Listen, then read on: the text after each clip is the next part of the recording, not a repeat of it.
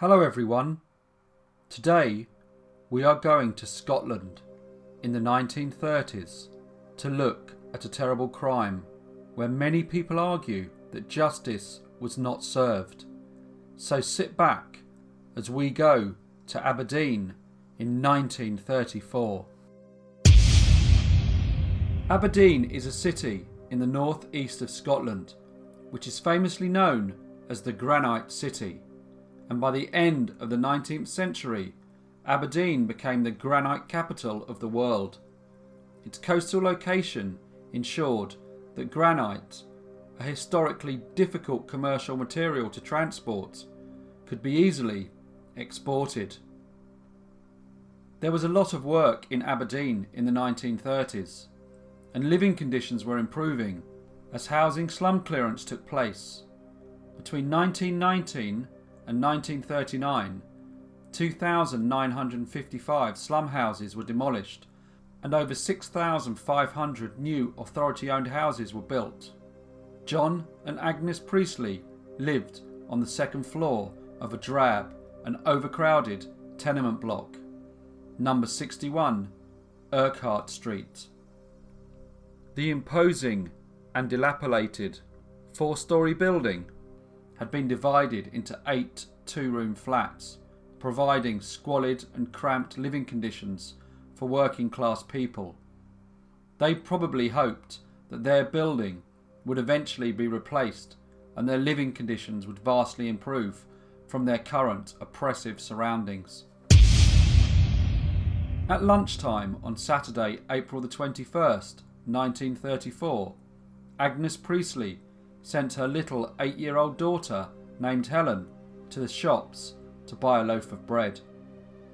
Little Helen was well known in the neighbourhood. She was tall for her age, and she had run the errand for her mother on many occasions.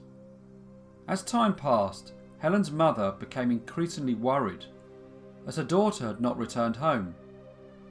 Concerned, she asked all the neighbours if they had seen her, but they hadn't. So after asking everyone she could think of, the neighbours and Mrs. Priestley all started looking for Helen. The search failed to find the little girl, and the Priestleys reported their daughter as missing to the police. This started one of the largest searches in Aberdeen history. Dozens of locals, men, women and children, began searching the streets and alleyways for any sign of the missing girl. The police also broadcast Helen's disappearance in radio announcements, and it flashed up on screens in local cinemas. The search lasted until the early hours of the morning, when it was suggested that Helen's father, John Priestley, who was completely exhausted, should go home and get a couple of hours rest. One of the neighbours, named Alexander Parker, promised he'd go to the Priestleys' home at around 5 a.m, so 3 hours later, to wake him so they could continue the search at first light. So at 5 in the morning, Mr. Parker headed to Urquhart Street. But this morning would be different. He turned into the close where the Priestleys' building was, and he saw a blue Hessian bag lying against the wall. He thought, why is that there? And he could not recall it being there on the previous day. Intrigued, he opened the bag, and inside was the dead body of Helen Priestley. Shocked, confused and horrified, Alexander Parker informed his friend, John Priestley, that his daughter was dead. They contacted the police immediately, and the police thought it very strange that someone had risked returning the body almost to the child's home and so close to the area that was being searched by the police. From the examination of the body, it seemed the child had been strangled, so it was unlikely to have been an accident of any kind, but it was considered most certainly to have been murder.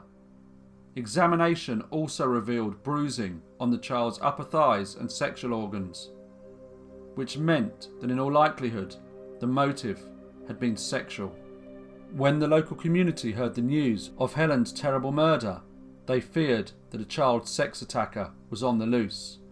So they formed vigilante groups and took to the streets armed with clubs and other weapons. This wasn't good for the police, as they didn't want to have to deal with vigilantes while investigating the terrible murder of a little girl.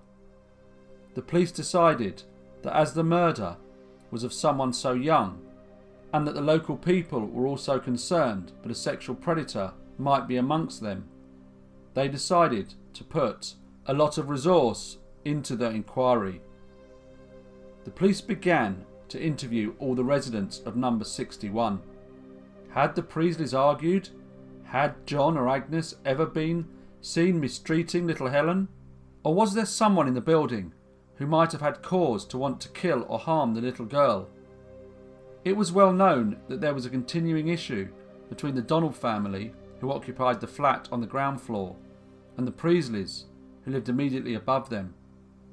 The police soon discovered that one neighbour had heard a scream from a house close to the Priesleys' home at about lunchtime, and this was confirmed by a roof slater from outside the area who had been working at the back of Urquhart Street the same day. Jeanne Donald had been seen shouting at Helen Priestley on a number of occasions due to Helen's bad behaviour. Helen had been known to torment the Donald family. She had often bullied Jeanne Donald's little daughter, also named Jeannie. She also kicked at the Donalds' front door and rattled the banister outside their house to annoy the family. She had also shouted abuse at Mrs. Donald. The police took note that the Donald family were the only residents of 61 Urquhart Street who had not participated in the search for Helen. The police began to look a little bit closer at the Donald family and interview its members. Alexander Donald was a barber. He didn't own his own business, but he worked hard and was good at his job. Jeanne Donald was a 38-year-old housewife who filled her day with household chores and looking after their daughter. As police interviewed the Donald family, they also investigated the Hessian bag that Helen had been found in. The bag revealed distinctive markings of a Canadian export stamp.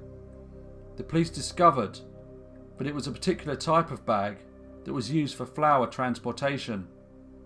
It also contained traces of washing cinders, an unusual cleaning habit that was very much out of date in the 1930s.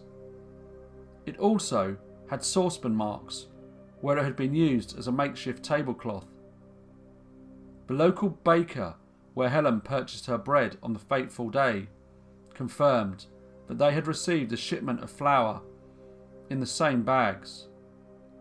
The baker told police that a customer had asked if she could have some of the bags and that he had given them to her. It was a while ago, so he was unable to give a good description of the customer. The police wondered if Helen had actually made it back to number 61 that day. Maybe not up the single flight of stairs to her home. Helen would have had to have passed the Donald family flat. Had Helen kicked the door and the Donald family finally cracked and harmed the little girl? They searched for Donald's flat and found 9 more identical bags to the one the body was found in, each with similar saucepan stains. Blood stains were found on a packet of soap flakes, a scrubbing brush and some cleaning cloths. The evidence was starting to mount against the Donalds. The police asked Sir Sidney Smith, a very well-known professor of forensic medicine in Edinburgh, to examine the flat. He discovered that little Helen had suffered from a rare condition that caused her to produce an extremely rare bacterium. This meant that she would often faint.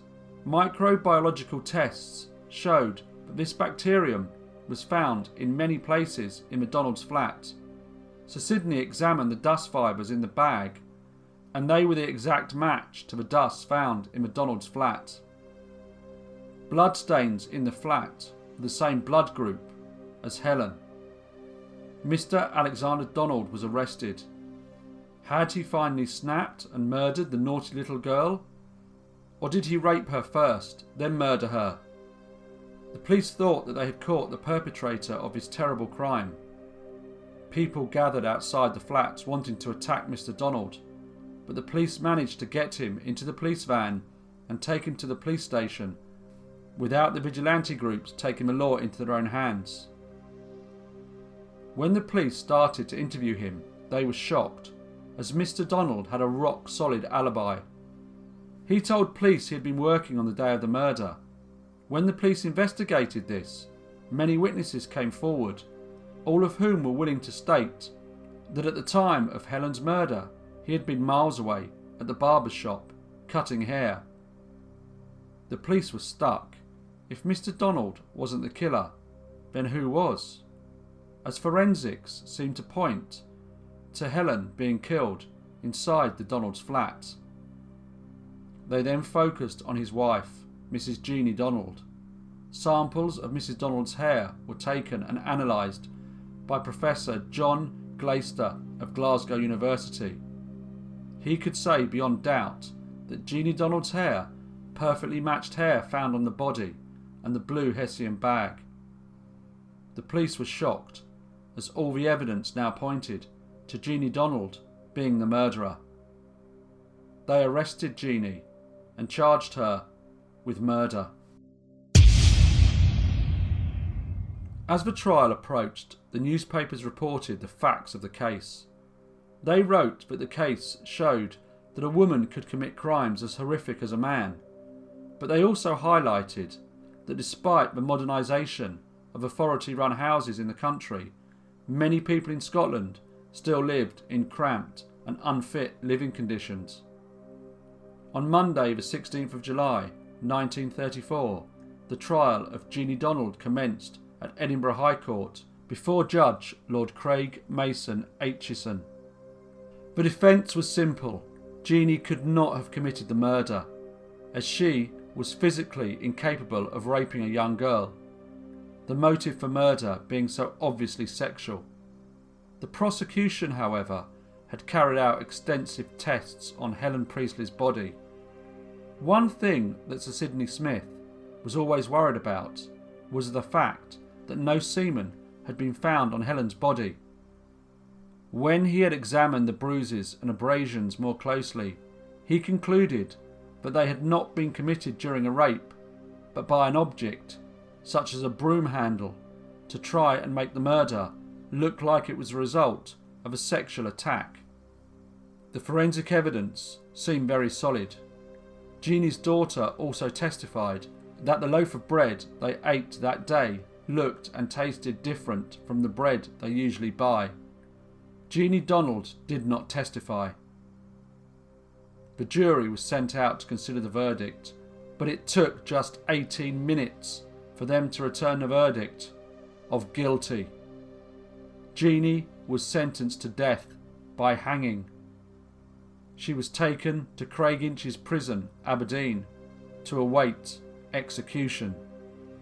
On the 3rd of August 1934, Jeanne's lawyers lodged an appeal, and remarkably, the Secretary of State commuted her sentence to life in prison. She was then transferred to the female jail in Duke Street, Glasgow, to serve out her sentence.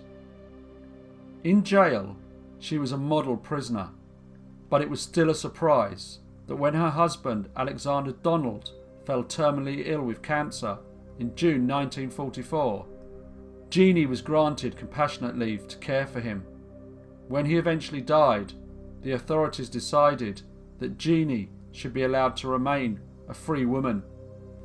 She lived the rest of her life under an assumed name and died 32 years later in 1976 at the age of 81.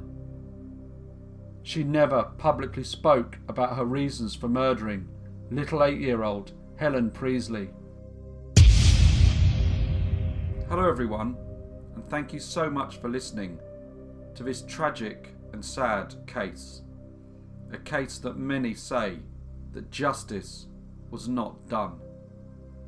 If you like the case, please leave a comment and a like, and I will see you in the next brief case.